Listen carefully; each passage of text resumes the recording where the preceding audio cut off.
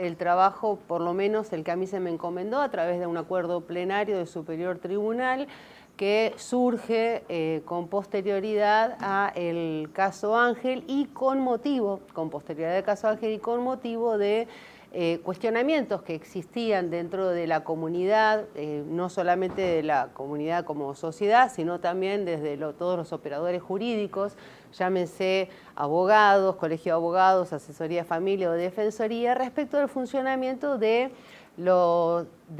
equipo técnico en sí mismo, el equipo técnico interdisciplinario que conforma el Poder Judicial, como del fuero de familia en sí. Es decir, hay una historia, ¿no es cierto?, que viene hace rato teniendo distintas manifestaciones o presentaciones que provocó en su momento el acuerdo plenario del Superior Tribunal, el 56-59. Este acuerdo plenario tiene 4 artículos y lo que dispone es una intervención, una auditoría, en realidad por el término de 60 días del funcionamiento del equipo técnico interdisciplinario.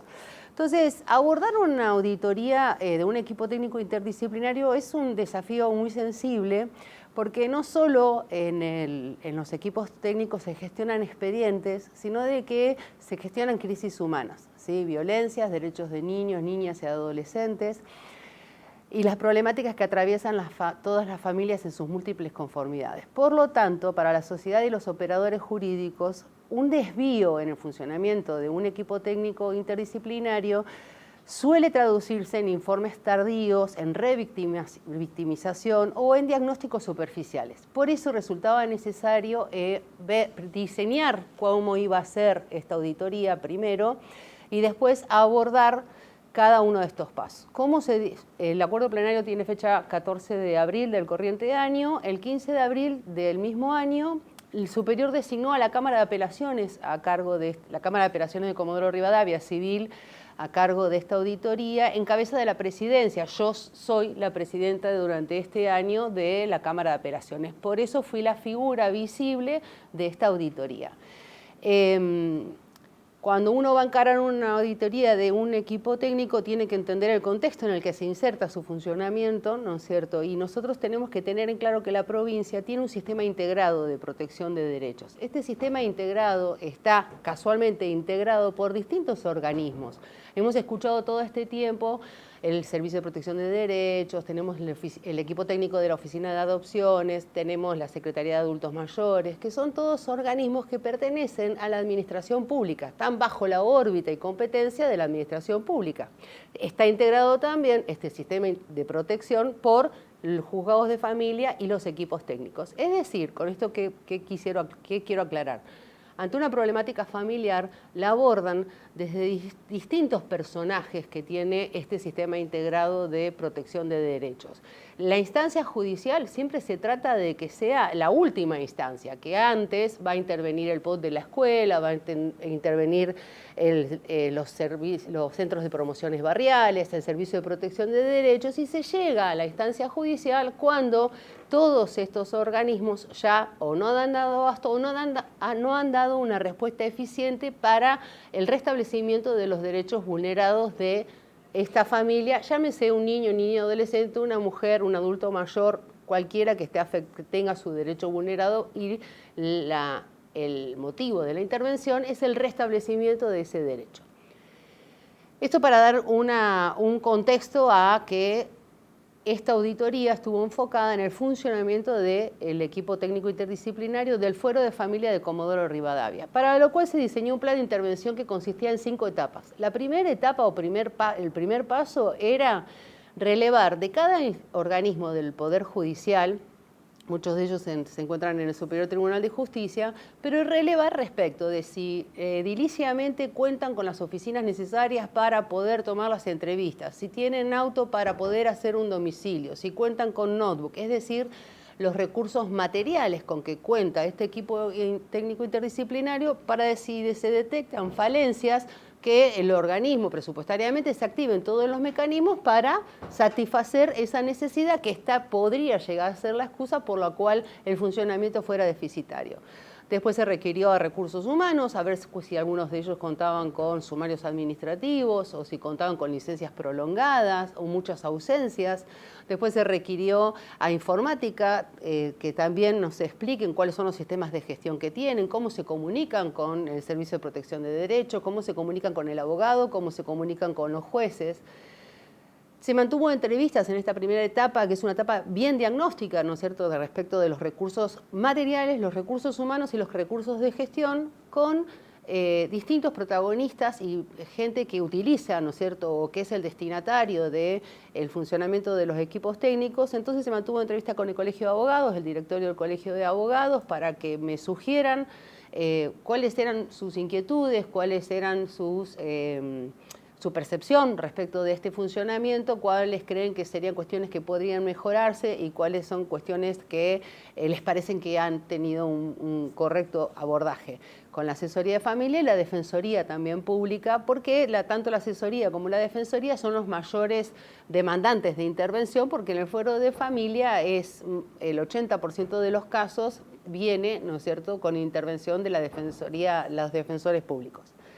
Una vez que también hablamos con el Colegio de Psicólogos y con los colegios de trabajadores sociales, a fines de saber si ellos tenían allí algún trámite administrativo o denuncia efectuado por algún ciudadano, descartados, o sea, ese primer informe, esa primera etapa tuvo su primer informe en el cual mi conclusión fue que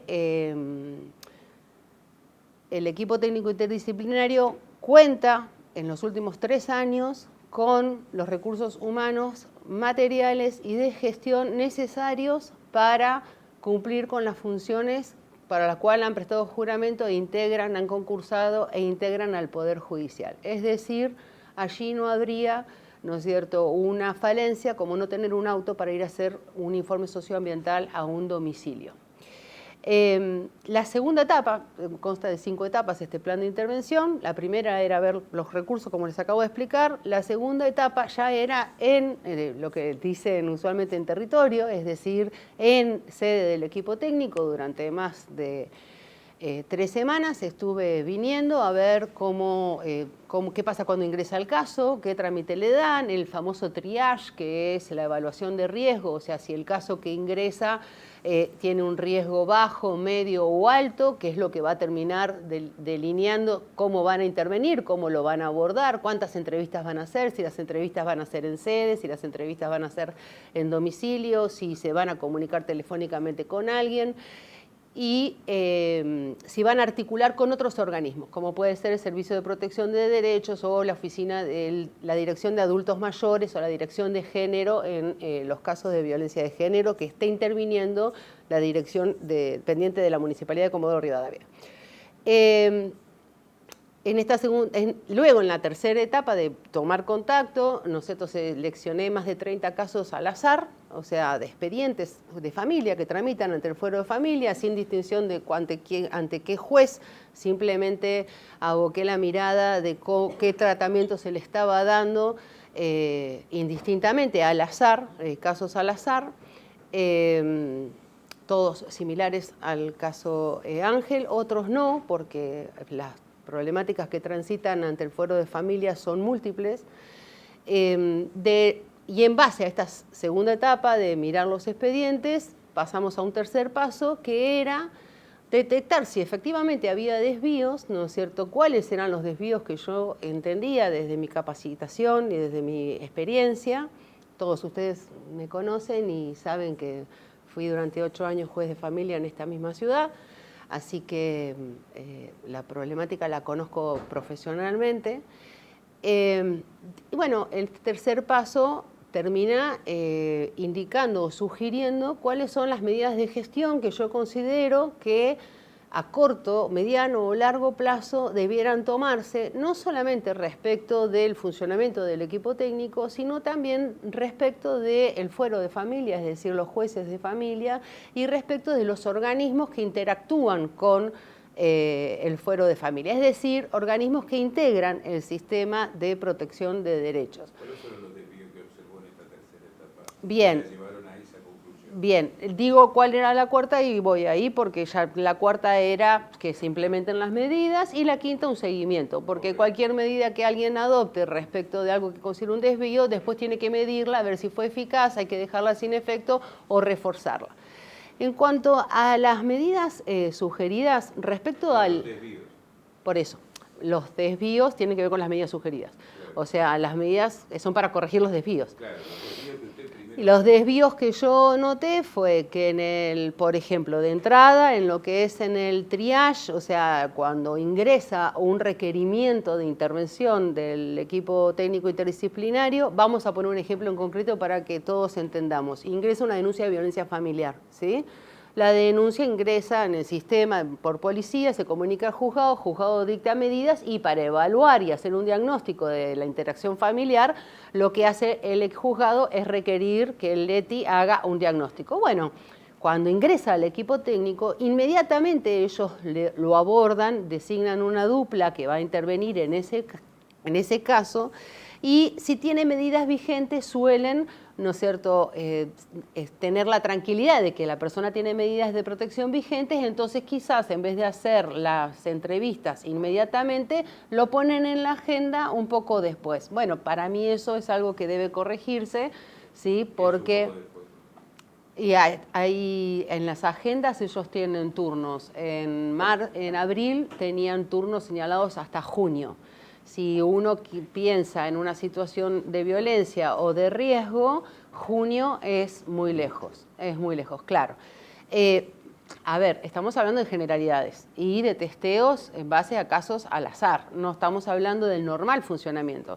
Yo noto esto, entonces, bueno, una sugerencia es, en el triage, si tiene medidas, hagamos una intervención e informémosle al juez si fueron las medidas correctas. Inclusive en los casos de alto riesgo.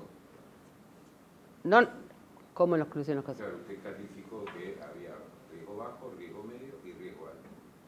Inclusive en los casos de alto riesgo vio esta demora.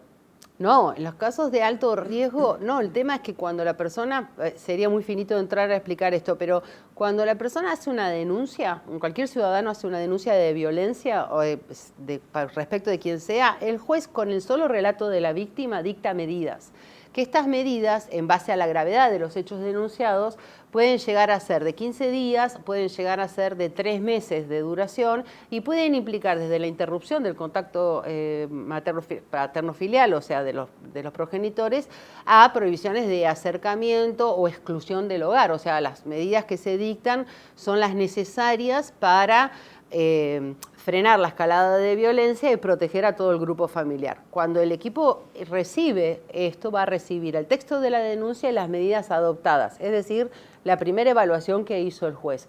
Pero para el equipo saber si estas medidas fueron las acordes a la situación, tiene que citar a las personas y mantener una entrevista. Entonces, el primer problema que veíamos era respecto de los juzgados, de que no estaban debidamente cargados todos los datos de ese grupo familiar, a veces porque no los tienen, porque las personas no los brindó en la policía.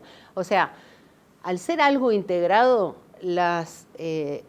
son múltiples las situaciones que hay que ver en cada caso en concreto. Por eso una de las medidas que sugiero respecto de los jueces de familia es de que advierto que quizás la automatización y quizás la demanda constante y en aumento del litigio y de la conflictividad lleva a un corrimiento de la presencia del juez en el caso concreto. Entonces, una de las medidas que sugiero es una mayor involucración de la judicatura en el caso en concreto, ¿sí? Esto dicho así de esta manera parece como muy abstracto. Lo que les quiero explicar es lo siguiente. Yo no audité casos en concreto. Yo utilicé casos testigos para ver cuáles son las cuestiones que se podrían terminar en un desvío que termine en consecuencias y que son corregibles. Ahora, atrás de cada intervención hay un ser humano, ¿sí? Hay un profesional que tiene que tomar, ¿no es cierto?, la intervención con la profesionalidad que le corresponde. Un juez solo, sin la intervención del equipo técnico, no puede resolver, o lo que vaya a resolver no va a ser suficiente ni va a ser eficaz, porque necesita la mirada de las disciplinas. El juez es abogado y no tiene la disciplina que tiene el equipo técnico. Y el equipo técnico a la vez tampoco puede inmiscuirse en cuestiones jurídicas, porque no es abogado, ni es juez, ni es parte, por lo tanto no puede sugerir cuál sería, ¿no es cierto?, que hay que ordenar una prórroga de una medida, por ejemplo. Este deslinde de competencias también impacta para afuera. Cuando el Servicio de Protección de Derechos, que tiene su competencia propia y su dependencia propia, y el Poder Judicial no puede inmiscuirse en su organización, ellos tienen un ámbito de competencia que tienen que hacerlo en base a ese ámbito de competencia, seguimiento de las medidas que se adoptan, acompañamiento del grupo familiar, diseñamiento de planes de intervención, adherencia, articular con los CID, los centros de adicciones, articular con los CPB. Bueno, ese trabajo no le compete al equipo técnico. Entonces, la sugerencia es que revisen el ámbito de sus competencias, porque a veces al estar interviniendo sobre el mismo grupo familiar de manera estanca y no de manera integrada, lleva a una revictimización o a decir no voy a ir al domicilio porque está yendo el Servicio de Protección de Derechos. Y la verdad que capaz que el servicio no fue, cuando en realidad era el marco de su competencia. Otras medidas más son la asignación de agenda, el manejo de la agenda. Hay profesionales que tienen 3 entrevistas por día y hay otros que tienen 5.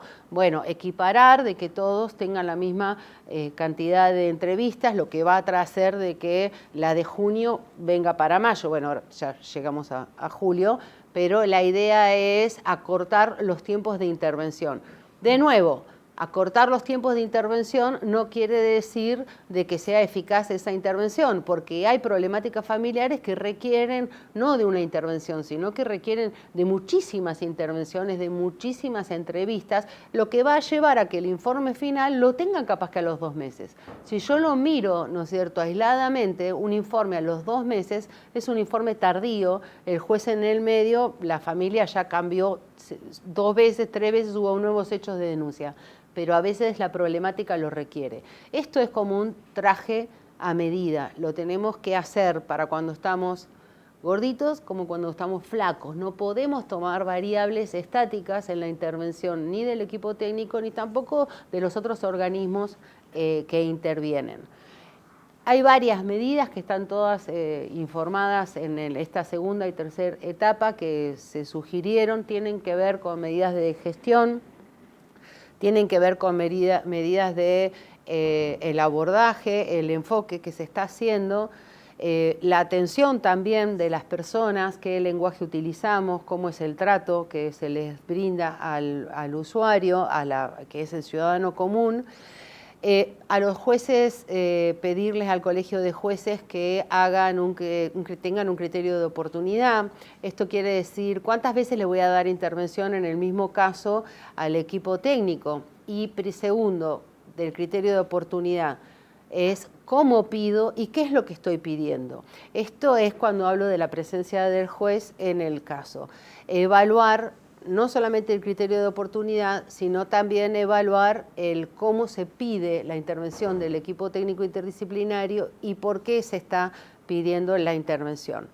Tengo entendido que conforme la cuarta etapa, el Superior Tribunal de Justicia ha dispuesto la implementación de la totalidad de las medidas sugeridas. Yo acá nada más les estoy enunciando algunas, pero ya ha implementado y comunicado y notificado al equipo de las modificaciones que tienen que hacer en cuanto a horario, abordaje y agenda, y también respecto del Colegio de Jueces de Familia, o sea, del fuero de familia, la implementación de las sugerencias, las que incluye dentro de muchas de las que están enunciadas, una capacitación mayor de todos los operadores en perspectiva de vulnerabilidad y no tanto con la perspectiva de género. Cuando hablamos de perspectiva de vulnerabilidad, hablamos de este niño frente a sus progenitores, del adulto mayor, porque hay algo que es importante, de que los adultos mayores les pasa lo mismo que a los niños, no los escuchan, no los ven,